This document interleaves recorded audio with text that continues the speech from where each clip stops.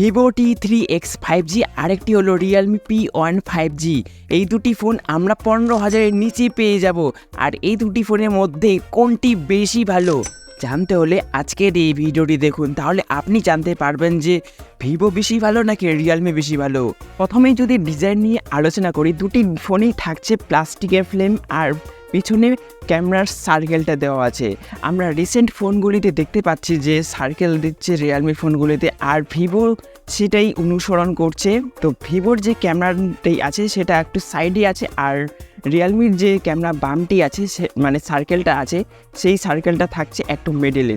রিয়েলমির ফোনটিতে থাকছে 4টি ক্যামেরা সেট আপ, আর মেন ক্যামেরা থাকছে 50 মেগাপিক্সেল। আর ভিভোর ফোনটিতেও থাকছে 50 মেগাপিক্সেলের প্রাইমারি ক্যামেরা, কিন্তু সেলফিতে থাকছে 8 মেগাপিক্সেলের। আর রিয়েলমি ফোনটিতে থাকছে 16 মেগাপিক্সেলের সেলফি ক্যামেরা। তো ক্যামেরার দিক থেকে একটু হলেও এগিয়ে থাকছে রিয়েলমি। এটা না যে ভিভো খারাপ, ভিভো যথেষ্ট ভালো। এই দুটি ফোনের ডিসপ্লে কী আছে সেটা তো আমরা আলোচনা করব। তার আগে আমাদেরকে এটা জেনে নেওয়া উচিত যে প্রসেসর কী থাকছে। রিয়েলমি ফোনটিতে থাকছে MediaTek Dimensity 7050 processor, 6 nanometer technology থাকছে এই ফোনটিতে। দারুণ প্রসেসর।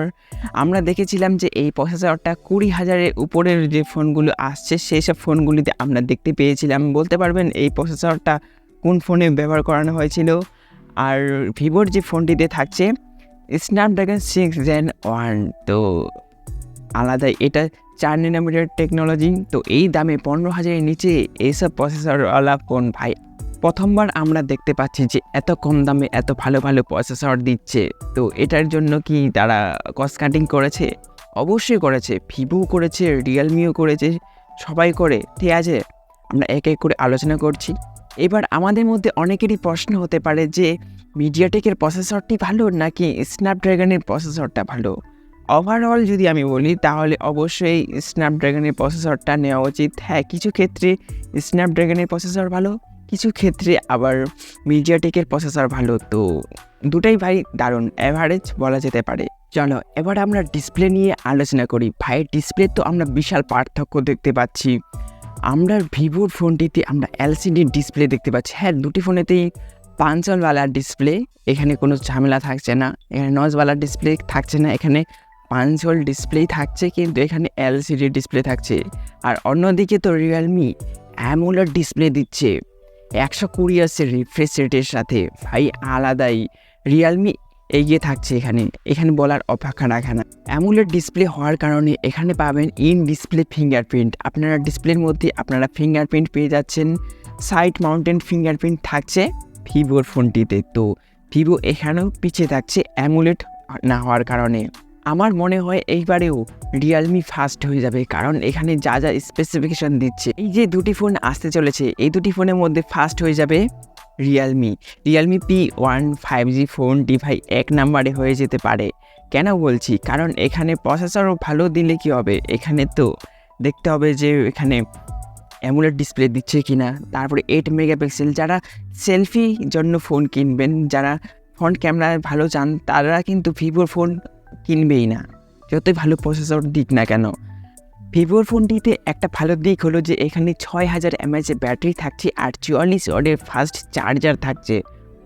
আলাদাই 6000 mAh ব্যাটারি থাকছে। আর রিয়েলমির ফোনটিতে থাকছে 5000 mAh ব্যাটারি আর 45 ওয়াটের ফাস্ট চার্জার। তো চার্জার নিয়ে কোনো ঝামেলা থাকছে না। আর দুটি ফোনেতেই পাবেন আপনারা Android 14 ডুয়েল স্টুডিও স্পিকার, এগুলো দুটি ফোনেতেই থাকছে।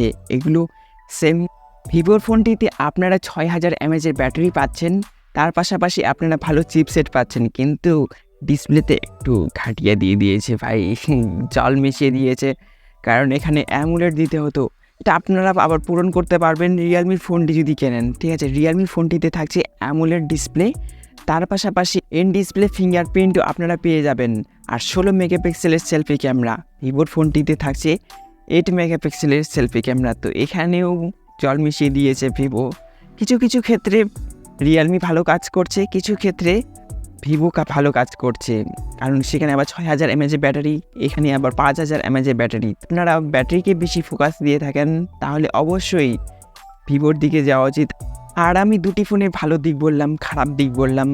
কোনটি আপনার জন্য সেটাকে আপনাকেই ঠিক করতে হবে। আপনার কি অ্যামোলেড ডিসপ্লে চাই, তাহলে তো রিয়েলমির দিকে যাওয়া উচিত।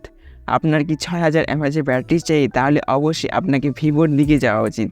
সেটা আপনাকে ঠিক করতে হবে কোনটি আপনার প্রয়োজন, ভালো চিপসেট নাকি 6000 এমএএচের ব্যাটারি নাকি সেলফি ক্যামেরা ভালো লাগবে, এগুলো আপনাকে ঠিক করতে হবে। যদি আপনি ক্যামেরার জন্য ফোন নেন তাহলে আপনাকে রিয়েলমির দিকে যাওয়া উচিত। রিয়েলমি হলো একটু হলেও ভালো, আমি বলবো না যে রিয়েলমি খুব ভালো কাজ করছে ভাই, দারুণ দুজনেই ভাই একই, ঠিক আছে। কারণ এখানে আবার ব্যাটারিতে আমরা বিশাল পার্থক্য দেখতে পাচ্ছি। কোন ফোনটি আপনার বেস্ট মনে হয়েছে অবশ্যই কমেন্টে জানাতে পারেন। আজকের মতন এটুকুই, ভালো থাকবেন, সুস্থ থাকবেন আর সবসময় হাসি খুশি থাকবেন।